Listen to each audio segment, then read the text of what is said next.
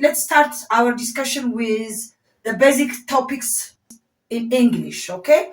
You should have to know that English starts from sounds, not from letters, okay? Yes, there are 26 English alphabetical letters, but knowing these letters, saying ABCD doesn't help us to learn English more. Instead, we have to start with sounds, and then a combination of sounds gives us words, and then a combination of words gives us sentences. This combination of sentence gives us paragraph, and this combination of paragraphs gives us essay, a 4-paragraph or 5-paragraph, and this combination of essays gives us books or any kind of literature, journals, magazines, and so on.